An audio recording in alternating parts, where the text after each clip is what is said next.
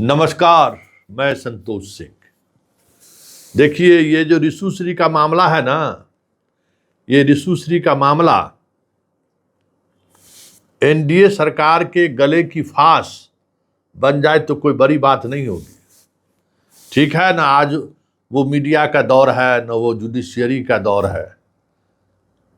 अगर वो दौर रहता तो आज तो समझिए कि बैंड बज गया रहता बिहार की सरकार का, बिहार के प्रशासनिक महकमे का। और कोर्ट तो समझिए कि कहने की जरूरत नहीं है। कोर्ट ये नहीं कहता कि ऋषुश्री पर रिपोर्टिंग मत करिए। अभी तक तो स्पेशल कोर्ट गठित हो गया रहता और पता चला रांची हेडक्वार्टर करके सुनवाई शुरू हो गई रहती।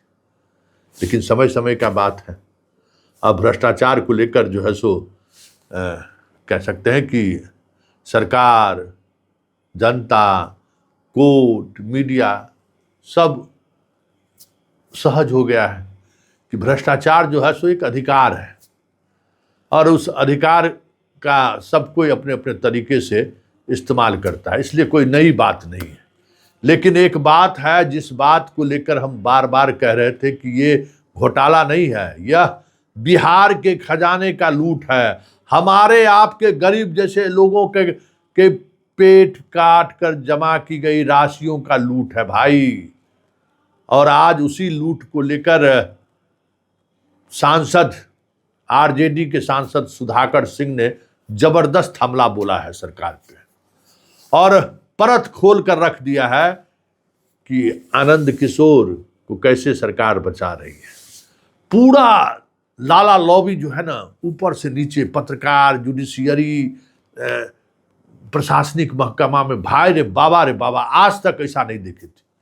मतलब जात के नाम पर भ्रष्टाचार को लेकर इतनी बड़ी गोलबंदी, इतिहास लिखाएगा भाई, इतिहास कि कोई भ्रष्टाचार हुआ था, कोई भ्रष्टाचारी था ऋषुश्री, उसको बचाने के लिए पदाधिकारी, लाला जुडिशियरी में जो लोग हैं सो, लाला मीडिया वाला, सब कोई मिलके एकदम बचाने पर लगा हुआ है। अरे भाई, ऐसा भी हुआ है? मतलब कोई शर्मो हया नहीं दिख रहा है भाई। हम तो एकदम आश्चर्यचकित हैं। मतलब कुछ तो लोक लज्जा होगा भाई। हैं? दरार साहब क्लीन चिट दे दिए सबको, एकदम क्लीन चिट। हमारे चीफ सेक्रेटरी भी उसको हरी झंडी दे दिए, हाँ ठीक है, सब चीज ठीक ठाक। ऐसा भी हुआ है क्या? इस घोटाले में सिर्फ ऋषुश्री जिम्मेवार है? अरे ऊपर वाले से तो डरिए। ऐसा थोड़ी है कि सब चीज चित्रगुप्त भगवान जो है सो सब चीज पी जाएंगे, ऐसा तो नहीं है। उनका भी तो कुछ जमीर होगा। वो भी तो ऊपर बैठकर देख रहे होंगे कि कलम की ताकत हमने जिसको दी है, वो कलम का ताकत का इस्तेमाल कहां लोग कर रहे हैं। हे प्रभु, लाला सर्वेश्वर सब हाथ जोड़ते हैं, इस पाप का भागी मत बनिए, इस पाप का भागी मत बनिए, हम कह रहे हैं। क्योंकि ये पाप जो है ना, बहुत दूर तक खदेड़ेगा। क्योंकि यह सिर्फ लूट नहीं है, यह सीधे सीधे बिहार के खजाना पर हाथ डालना है। बचा लीजिए, कलम की ताकत है, उसका इस्तेमाल कर लीजिए। लेकिन याद रखिएगा कि कोई पत्रकार दिल से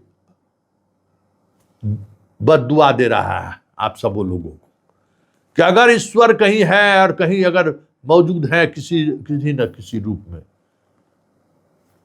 एक को भी बकसिएगा नहीं भगवान। वो देख रहा है, वो दिख भी रहा है। भले आप 1000 करोड़, 2000, 5000 करोड़ कमा लीजिए, बाल बीवी बच्चा क्या कर रही हो किसी से छुपा हुआ है क्या? सब दिख रहा है। आप माँ पिताजी के प्रताप से आप अच्छे अच्छे जगह पर आप लोग आ गए, लेकिन आपका पुण्य प्रताप से आपके बच्चों पर क्या प्रभाव पड़ रहा है वो सब दिख रहा है। आप लोग कितने महत्वपूर्ण पद पर गए और आपका बाल बच्चा सब क्या कर रहा है, जरा उसको गौर फरमाइए ना। लंदन, ऑस्ट्रेलिया, अमेरिका भेज देने से थोड़ी कुछ होने वाला है। जितना बिहार के गरीब मजदूर का, ठेला रेहड़ी चलाने वाला का, रोड पर नारियल पानी बेचने वाला सब, उसी सब का पैसा है ना यहाँ बिहार में। किसका पैसा है? दिहाड़ी मजदूरों का पैसा है जो पंजाब में रोजाना घस घस के जो है सो पैसा कमा रहा है, उसी का पैसा के साथ आप लोगों ने लूट किया है ना।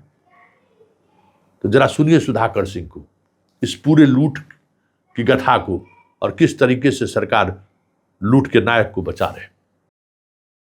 जो आपराधिक कृत्य के अधिकारियों की पोस्टिंग कर रहा हो, लालू जी पर चारा घोटाले में क्या आरोप था, क्यों सजा हुआ? आप चूंकि नौजवान पत्रकार हैं, उस समय नहीं रहेंगे, पुराने लोग होंगे, पूछिएगा। उन पर पैसा लेने का आरोप नहीं था, उन पर आरोप ही था कि चारा घोटाले के मुख्य अभियुक्त को आपने सेवा विस्तार दिया था। तो जब लालू प्रसाद जी को सेवा विस्तार के आधार पे सजा हो सकती है, तो इस घोटाले में शामिल जो तमाम अधिकारी हैं, जो इसमें कई लोग सेवा विस्तार पर हैं, जैसे तारणी प्रसाद के पास कितना नगद मिला? 11 करोड़। कितना? अभी तो हाल ही की बात है ना। इस मामले के अभियुक्तों में से तारणी प्रसाद के घर पे 11 करोड़ मिला। तारणी प्रसाद क्या थे? सेवा विस्तार पे नौकरी में थे। सेवा विस्तार किसने दिया? बिहार का मुख्यमंत्री दिया। तो सवाल यह है कि मुख्यमंत्री से आपने कोई पूछताछ किया? जब आपके पास साक्ष्य था ईडी के पास, और ईडी का भी खेल देखिए, ईडी तब कब सक्रिय थी? 21-22 में सक्रिय हुई। जब तेजस्वी जी और नीतीश कुमार जब सरकार बना लिए, तो सरकार को कैसे पाला बदल हो, नीतीश कुमार को भाजपा में लाया जाए, इस पाला बदलने के लिए ईडी ने लगातार बिहार में कितने छापामारी किए? दर्जनों छापामारी हुआ। और जब ही नीतीश कुमार भाजपा के साथ चले गए, ईडी फाइल को ठंडे बस्ते में डाल के रख दिया।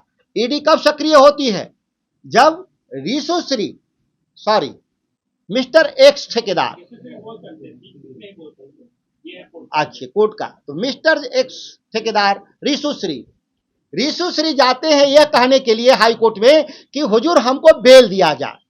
और जब बेल देने जाते हैं तो ईडी एक काउंटर एफिडेविट 273 पेज का दायर करती है, जिसमें सभी अधिकारियों के साक्ष्य देते हैं। क्या इसमें लिखा है?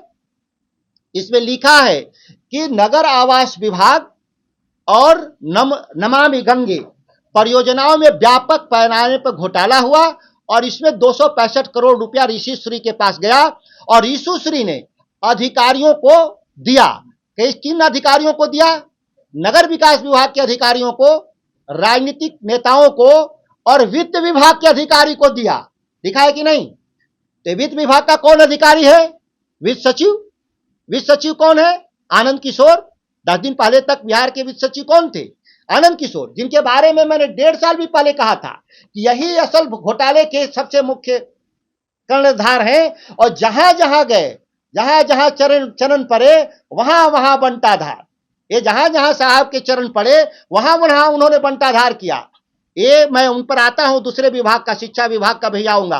पहले हम इसको इसलिए कह रहे हैं कि कल 24 तारीख को आर्थिक अपराध अनुसंधान विभाग ने जो चार्जशीट दाखिल किया, वो इसका जिक्र नहीं किया।